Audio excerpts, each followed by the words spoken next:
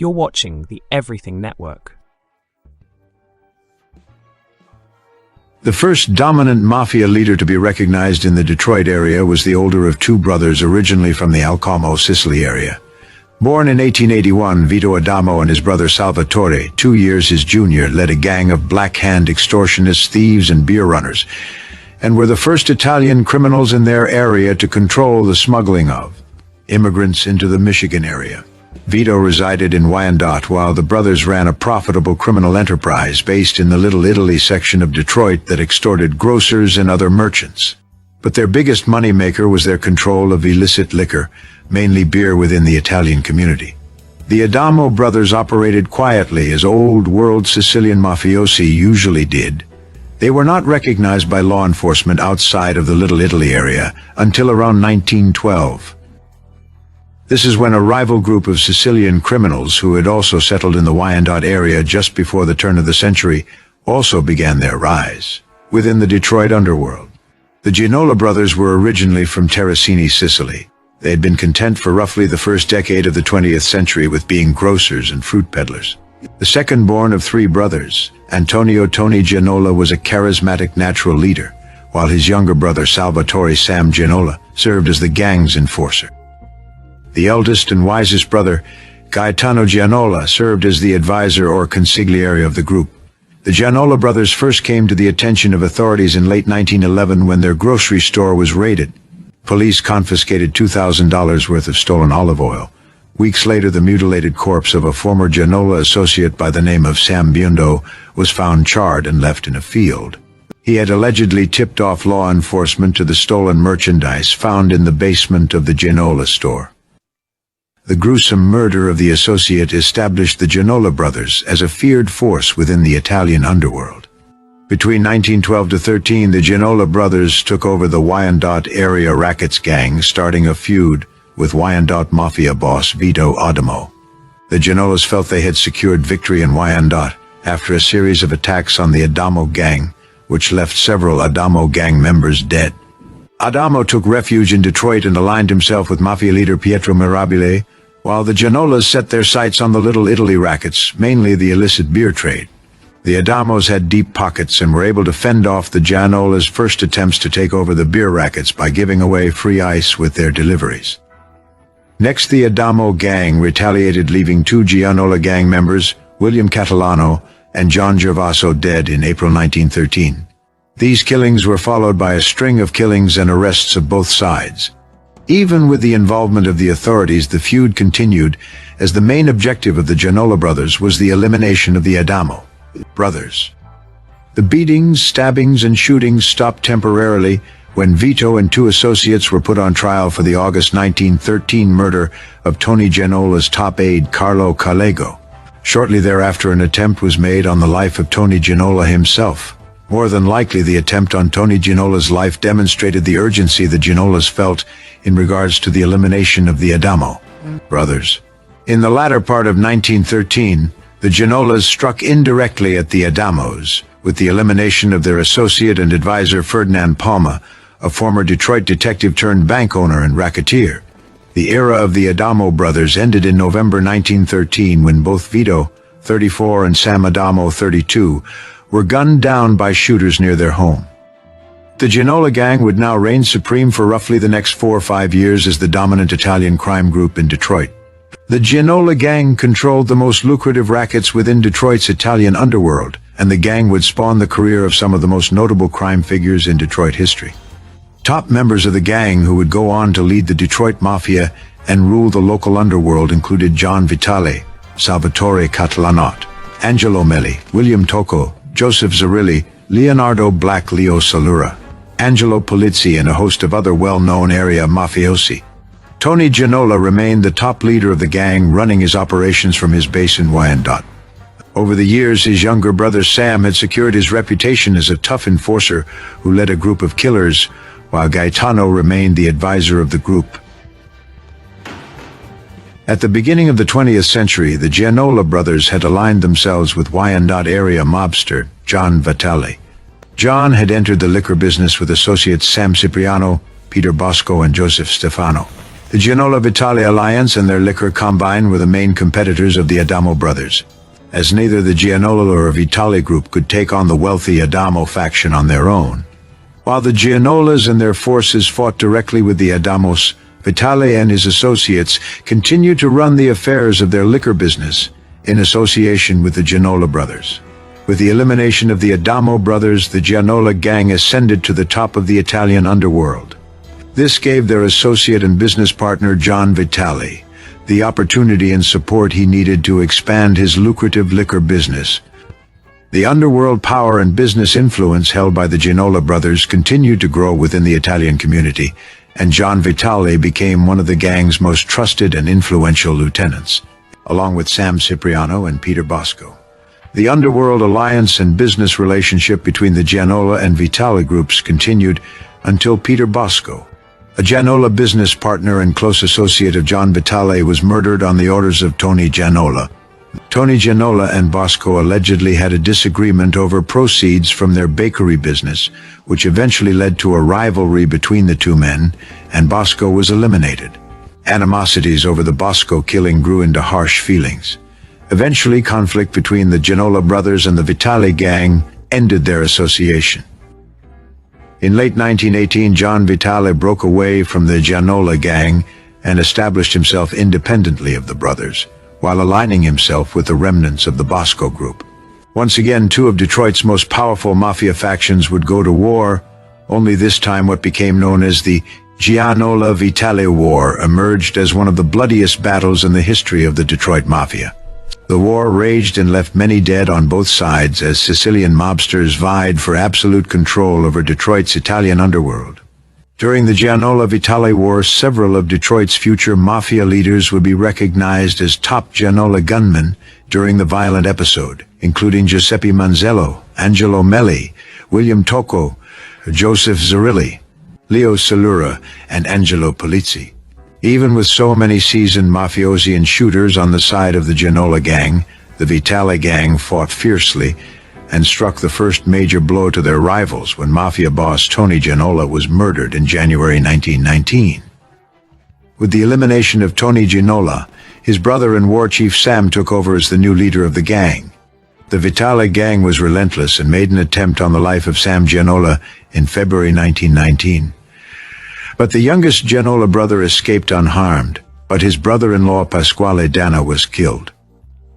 Boss Sam Gianola ordered a surprise attack on the Vitale forces, only days after the attempt on his life. He ordered his gunmen to shower John's headquarters with bullets, precisely when Diana was being laid to rest during his funeral.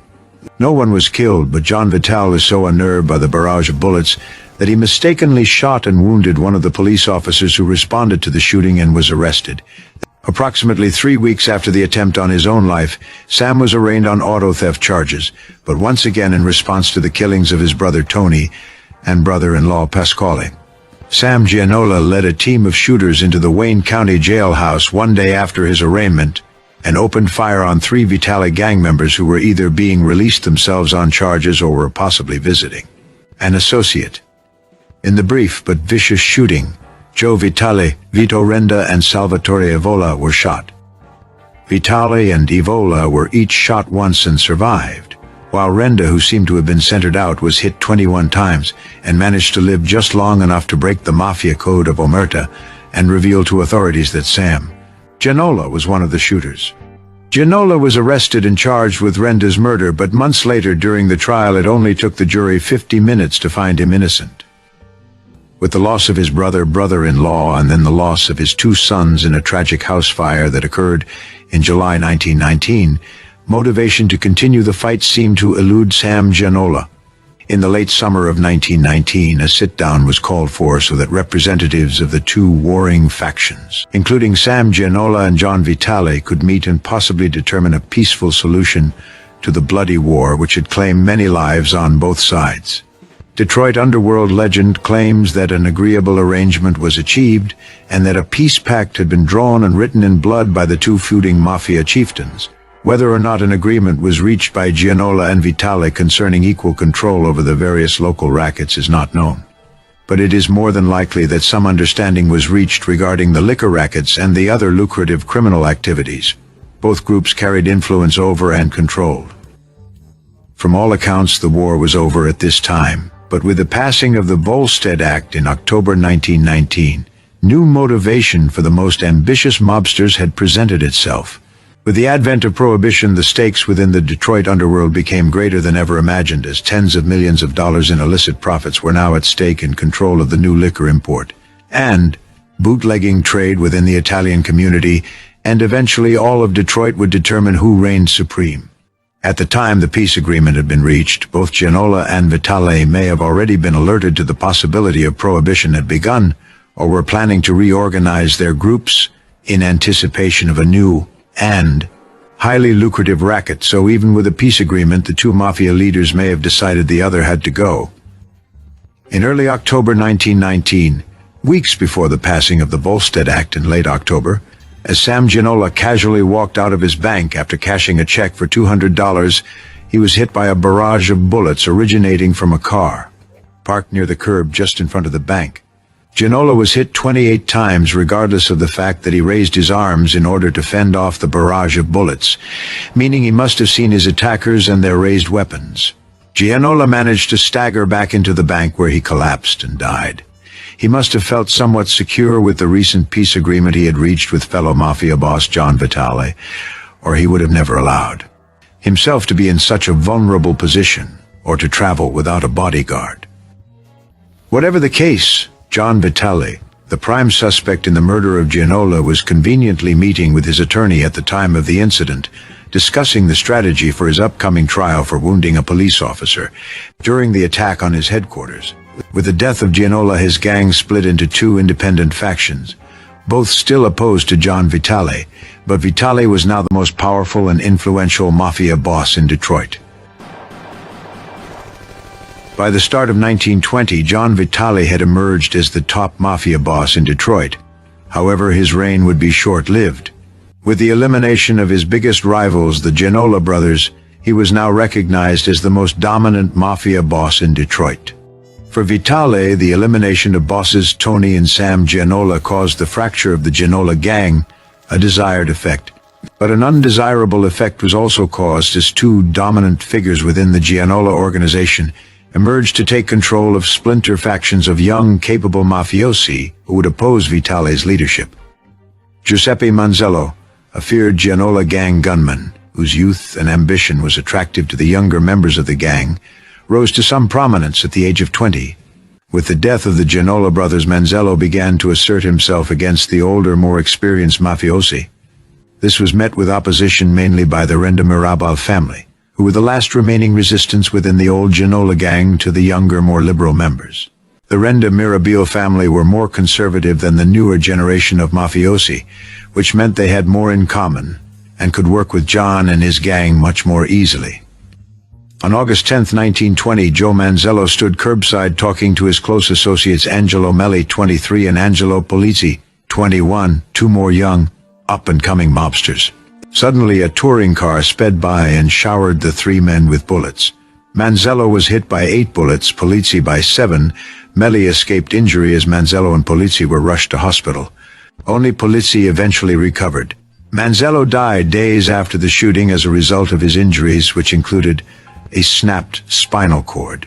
Manzello's followers, which included Melli, Polizzi, William Tocco, Joseph Zerilli, and Black Leo Salura, were highly incensed and demanded revenge on John Vitale, who was aligned with the Renda Mirabal family, and they felt had ordered the shooting. Salvatore Catalanotte, known to his friends as Singing Sam, was a young and charismatic Gianola gang lieutenant by the time he was 20. At the time of the Gianola-Vitale War, Catalanotte was the president of Detroit's Unione Siciliana. He became the leader of a splinter group within the Gianola gang after the murder of his bosses. Catalanotte was highly respected throughout the Detroit underworld for his intelligence and diplomacy, something he learned as a protege of Gaetano Gianola, the gang's counselor. Catalanotte formed a strong alliance with Wyandotte area beer baron Joseph Tocco and Hamtramck mafia leader Chester Lamar. The new combine under Catalanotte has created an influential mafia faction known as the West Side Mob. The remaining Manzello group members are defiantly opposed to the Vitale leadership, and on August 11, 1920, Only one day after the shooting of Manzella and Polizzi, the group retaliates and strikes back at Vitale by murdering Antonio Badalamenti, a leading Vitale gang member and the boss's nephew. The attack on Badalamenti in front of his grocery store was allegedly led by Joseph Zerilli, the roommate and close associate of Manzella and Polizzi. Along with Zerilli, 6 other Manzella group members are arrested, including Zerilli's cousin William Tocco, Manzella's cousin Carlo Manzella, Leo Salura, John Mangoni, Vito Pareno, Joseph Delmonico, and James Baracco. All the charges would be dropped against the 8 mobsters 2 days after they were arrested. The elimination of Joe Manzella leaves Sam Catalanot as the most dominant member of the old Gianola gang, and as a sign of friendship, he appoints Angelo Melli as the leader of the Manzella group. William Tocco and Joseph Zerilli are named as Melli's right-hand men. Melli reorganizes the group under the East Side Mob flag. Just 7 days later, on August 18, 1920, police believe that several of those freed from being charged in the Badalamenti murder participated in the murder of Joe, the 17-year-old son of boss John Vitale. It is possible the murder of Joe Vitale may have been accidental, and the true target may have been the senior Vitale, as gunmen directed a volley of bullets towards Vitale, his son and wife, as they are leaving their home. The reign of John Vitale would end when he was struck by 18 bullets fired from 2 moving cars at 3 a.m. on the morning of October 2, 1920. No one was ever charged in his death. The death of Vitale marked the long end in a series of feuds that rocked the Detroit underworld in the early 1900s. Relative peace reigned following the death of Vitale and the ascension of Sam Catalanot as the head of Detroit's Sicilian Mafia. With Catalanot finding himself as the boss of the Detroit Mafia during the advent of Prohibition, he quickly organized the remaining Mafia factions under a liquor combine that became known as the Pascuzzi Combine. The Combine was a liquor smuggling and bootlegging syndicate that gave each group and its leaders their own specific territory to operate, while working hand-in-hand with one another for financial prosperity and the overall expansion of Detroit Mafia power and influence. The Pascuzzi Combine under Sam Catalanot created a unified and cohesive criminal organization that controlled liquor smuggling, bootlegging, gambling, prostitution, narcotics and other rackets, and was the forerunner of the Detroit Partnership under the future Zerilli-Tocco regime. The Detroit Mafia as a sound, cohesive, loosely unified organization can be traced back to 2 early 20th century Motor City mobsters that came together to begin what would be eventually known as the Detroit Partnership. Gaspar Milazzo, a very influential Prohibition-era mobster, was born in 1887 and was originally from Castellammare del Golfo, Sicily. He decided to relocate to Detroit from Brooklyn in 1921. After he and a close associate, fellow Castelmarese clan leader Stefano Magaddino, were implicated in a New Jersey area murder concerning a long-time feud between 2 Old World Mafia factions from Castellammare.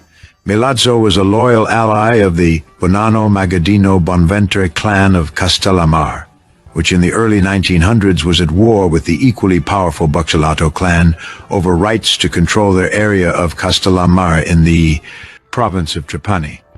The war between the 2 Castellammarese mafia clans followed the many Castellammarese immigrants and mafia members who found their way across the Atlantic to the large American cities like New York, Chicago, and Detroit, where they settled and continued to participate in organized mafia activities.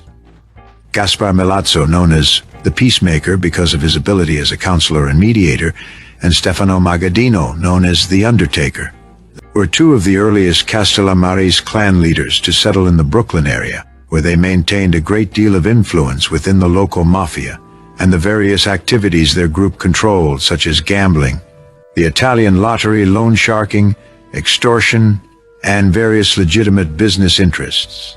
The mafia crew based in Brooklyn, led by Milazzo and Magaddino, soon found itself opposed by the members of the Buccellato clan, who had also settled in Brooklyn and were involved within the Italian underworld.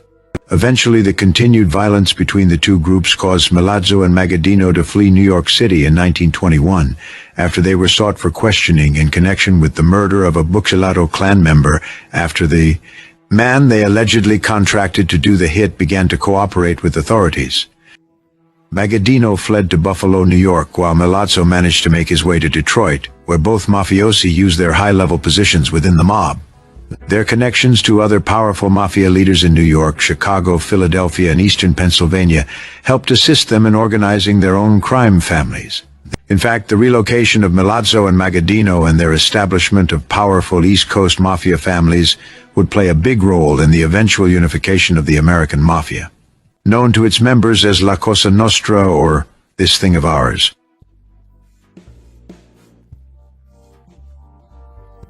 Gaspar Milazzo quickly established himself as a powerful and influential mobster within the Detroit underworld, and would be recognized as a capable underworld advisor and mediator of mafia disputes.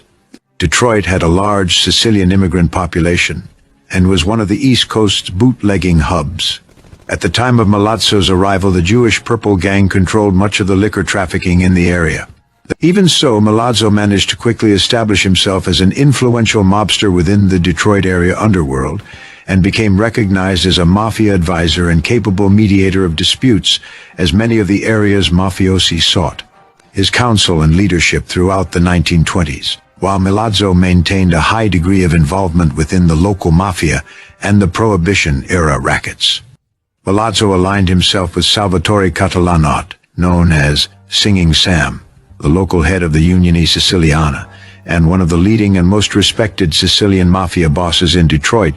Milazzo and Catalanot led two of the more powerful and influential mafia factions within the Detroit area, and together they would align the city's mafia factions into a loosely organized and cohesive unit that controlled bootlegging, gambling, narcotics, prostitution, and other rackets within the city of Detroit and surrounding areas. After the violent and bloody Detroit Mafia wars of the 1910s, rivalries and smaller conflicts continued between the various mafia factions or gangs based in the city and surrounding areas until Sam Catalanot was able to broker an uneasy peace and organize the local gangs into a loosely unified mafia group under what was known as the Pascuzzi Combine, established by Catalanot with the cooperation of all the top local mafia leaders and their factions around 1920. Catalanot was born in 1894 and arrived in Detroit in 1905 from Salemi, Sicily, the same province as Milazzo. He was a former gunman under brothers and early Detroit mafia leaders Sam and Tony Gianola during the Gianola-Vitalo Wars of the 1910s. Catalanot was recognized as a highly intelligent and capable mafiosi early in his criminal career, and by his late teens he was a standout within the Italian underworld. By his early 20s, his diplomacy earned him the respect of allies and foes alike, later after becoming the undisputed mafia boss of Detroit in his mid-20s. His charitable donations within the Italian community earned him the love of the local immigrants. Soon after Gaspar Milazzo arrived on the Detroit underworld scene in 1921, he began to assist Catalanot with the continued unification and leadership of the local mafia. With Catalanot's death of pneumonia in February 1930 at the age of 36, Milazzo maintained his position as a high-ranking member of the Detroit Mafia and continued to oversee the peace between the local mafia factions. In truth, Milazzo was now recognized as the senior mafia leader in the area and the boss of the local mafia. Milazzo's mafia group and the East Side Gang maintained alliances with other mob factions, including the River Gang, led by brothers Thomas and Peter Licavoli, who shared the local bootlegging rackets and various underworld activities with each other. Other criminal groups active at the time included the West Side Mob, a combination of Wyandotte area mob boss Joseph Tocco, known as the Downriver Beer Baron, and the Ella Mare Gang, based in Hamtramck, led by Chester Big Chet Lamare. Subtle rivalries continued throughout the 1920s between the various Detroit Mafia factions, but for the most part the top Mafia groups maintained a working alliance under Sam Catalanot. It was not until Catalanot died and more serious Mafia rivalries and conflicts originally based in New York between the nation's two most powerful Mafia bosses turned into an all-out war and drew in various Mafia leaders and their groups from around the country, including those in Detroit. Milazzo controlled the Detroit Mafia as the undisputed boss for a very short period of time, only 2 months. He took over as head of the Detroit Mafia upon Catalanot's death, an event that threw the Detroit Mafia into chaos once again. Catalanotto and Milazzo were both respected mafia advisors and had managed to maintain an uneasy peace between the various mafia factions within the Detroit underworld for roughly a decade. But at the time of Catalanotto's death, Milazzo found himself in a precarious position, as various events within the American Mafia would directly play a role in Milazzo's downfall. He had been recognized as one of the Detroit Mafia's top bosses since the early 1920s, and relative stability had reigned within the local underworld throughout this time. But by 1930, continuing mafia rivalries based in New York and Chicago concerning his Castellamarese allies directly involved Milazzo. At the heart of the volatile situation within New York City's mafia lay Milazzo's fellow Castellamarese mafiosi, who found themselves being opposed by powerful boss Giuseppe Masseria. The ongoing feud had reached a boiling point, and supporters on both sides in New York, as well as Chicago, were preparing for war. Gaspar Milazzo and his longtime ally, Buffalo Mafia boss Stefano Magaddino, had secretly but willingly supported their allies in New York and Chicago as they opposed Giuseppe Masseria and his supporters. By 1930, the situation had changed, and both men now openly supported their allies, including Chicago Mafia boss Giuseppe Aiello, who was being opposed by a powerful Masseria ally in Chicago, Al Capone. Joe Masseria, the recognized boss of bosses, was incensed by the disrespect Milazzo and Magaddino were showing him by supporting his enemies, and soon Masseria decided Milazzo and Magaddino, both powerful and influential mafiosi, must be eliminated. Masseria would accomplish this in Detroit by supporting a Milazzo adversary, Cesare Chester Lamar, the boss of the Hamtramck, Michigan area. Lamar was born in Chicago in 1884, but his parents were allegedly of Castellamarese descent, so he was believed to be a close associate of Milazzo. In fact, some mafia historians claim Milazzo was Lamar's mentor during the 1920s. While Milazzo was an ally of the East Side Gang, Lamar and his West Side Gang had become rivals of the East Side Gang as Lamar's ambition and list for power grew. But it was kept in check while the influential Sam Catalanotto was alive. Nobody dare break the peace and cause an all-out war. Eventually, with the support of Giuseppe Masseria in New York, Lamare began to make plans to eliminate the leaders of the East Side Gang, which included Angelo Melli, William Tocco, and Joseph Zirilli. There had been an ongoing rivalry and a great deal of animosity between the two groups, and now Lamar used this as an excuse to set up an assassination attempt disguised as a peace meeting.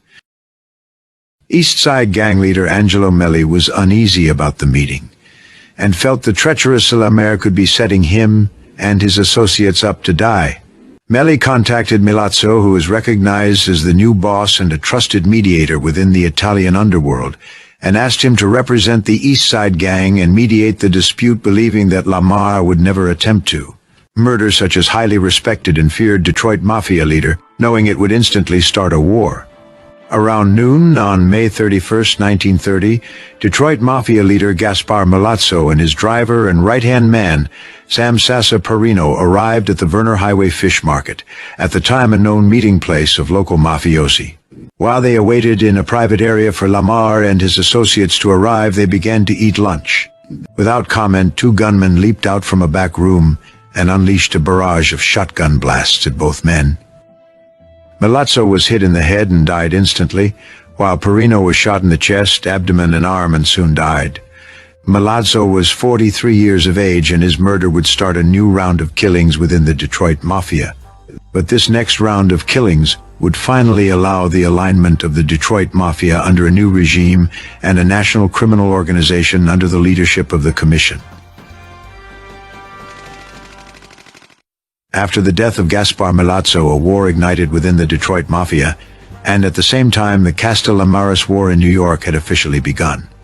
During this time in Detroit, Chester Lamare, with the support of powerful New York boss Joe Masseria, was recognized as the new Detroit Mafia boss.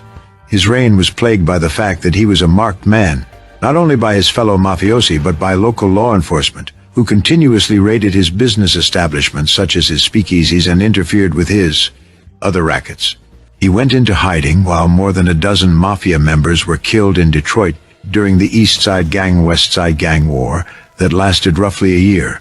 In February 1931, he was betrayed by two of his own men and shot in the back as he met with them in his home. The death of Lamar in early 1931 and later various other mafia leaders such as Joe Tocco allowed the remaining Detroit mafia leaders to unite under one group and leadership, that of the reigning East Side gang leaders, Angelo Melli, William Tocco, and Joseph Zerilli.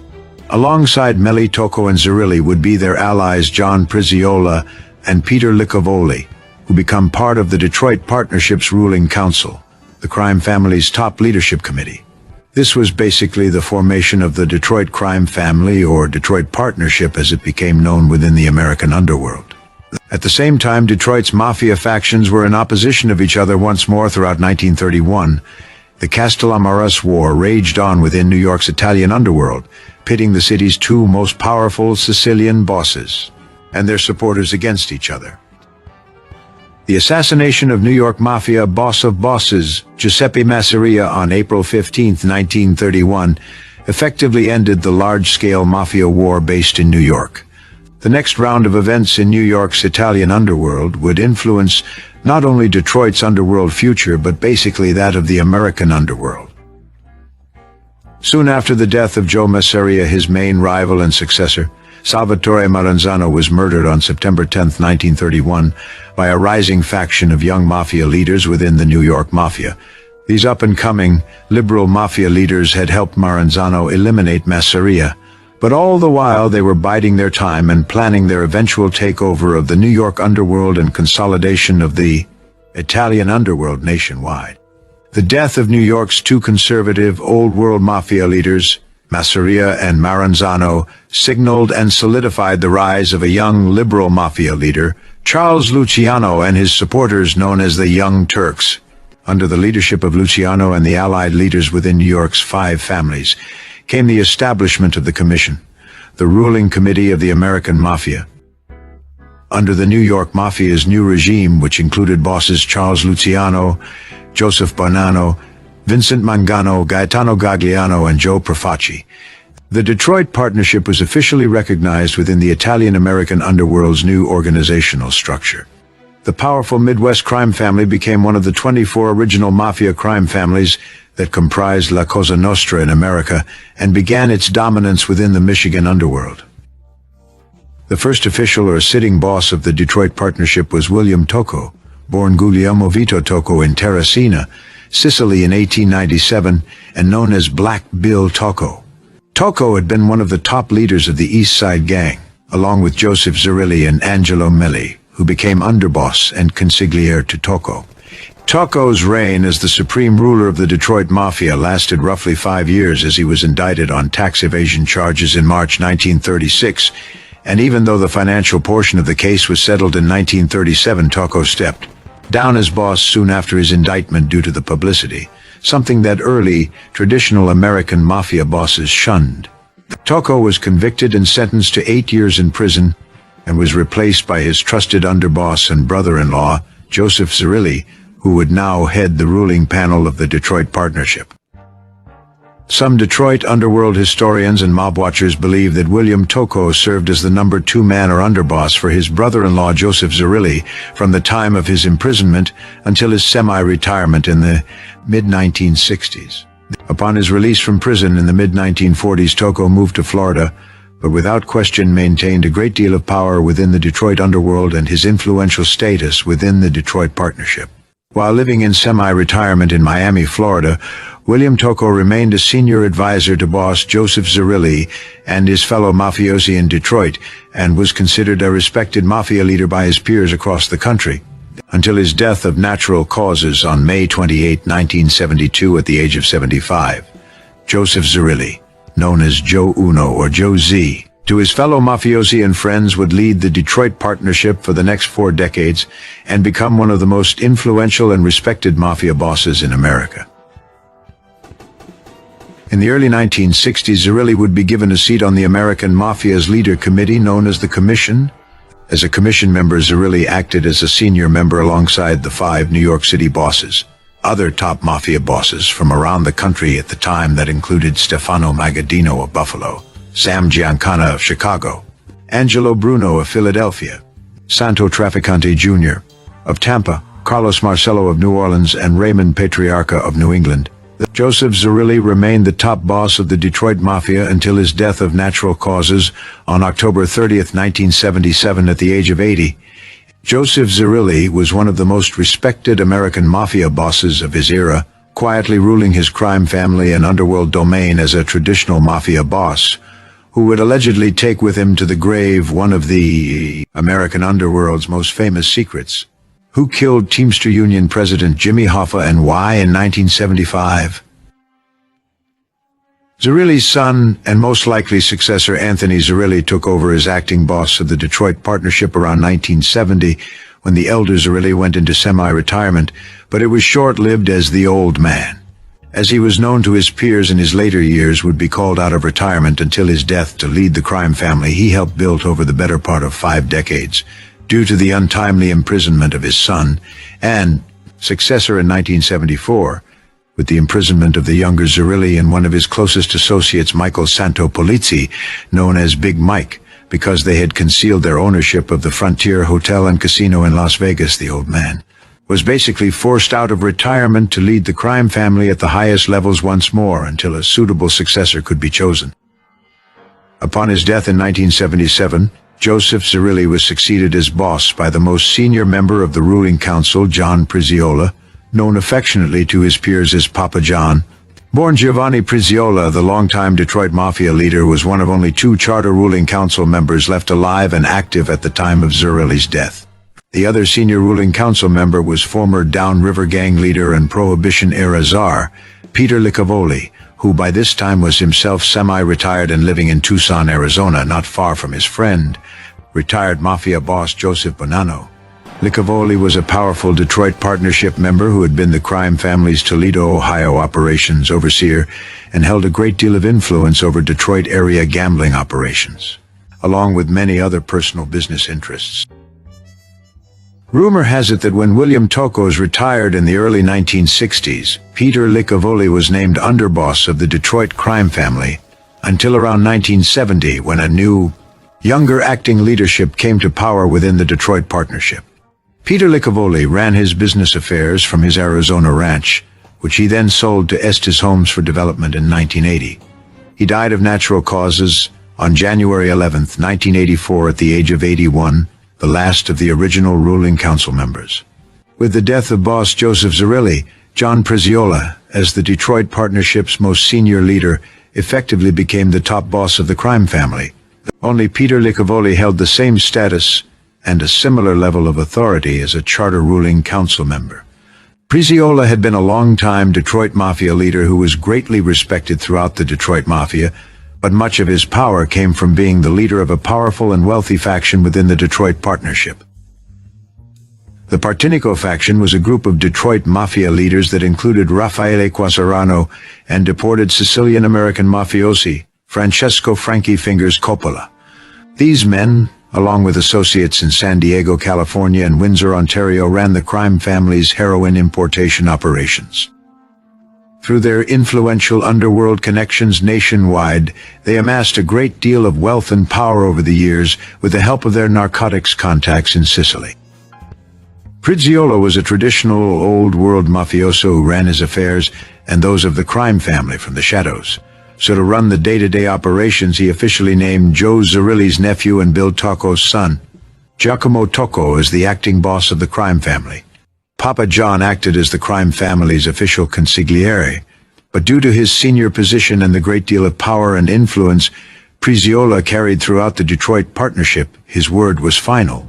The long criminal career of Papa John Priziola within Detroit's underworld was influential, but his time as the top boss in Detroit was short-lived as he died of natural causes at the age of 84 on April 14, 1979, less than 2 years after his predecessor Joseph Zerilli.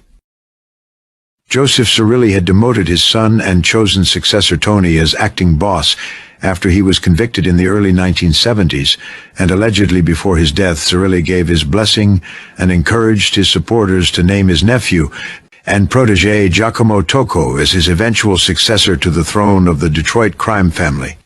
Jack Tocco's intelligence and abilities as a leader were known within the Detroit underworld during the time the young Tocco made his way through the ranks of the Detroit Partnership in the 1950s and 60s. The fact that Tocco basically held a mafia pedigree and was considered mafia royalty as the son of William Tocco worked greatly to his advantage, and he was eventually named the new sitting boss of the Detroit crime family, soon after the death of Papa John Prizziola. According to law enforcement sources, Giacomo Tocco allegedly became the official boss of the Detroit Partnership on June 11, 1979, in a ceremony held at the Timberland Game Ranch in Dexter Township, apparently as a sign of appreciation for the support his father gave him, and to show that they were united as a family. Jack Tocco named his cousin Tony Zerilli his official underboss immediately after he was released from prison in 1979 after serving over 4 years of his prison sentence. Rumor has it that influential Detroit Mafia Lieutenant Jimmy Q. Quasarano was named consigliere, but he was jailed in 1981, so Quasarano was forced to relinquish the powerful position, and Jack Tocco's brother, Anthony Tocco, was named official consigliere. According to law enforcement, mafia historians, and true crime authors, the Tocco-Zerilli regime still maintains its leadership within the Detroit Mafia, known in local underworld and law enforcement circles to this day as the Partnership and the Combination.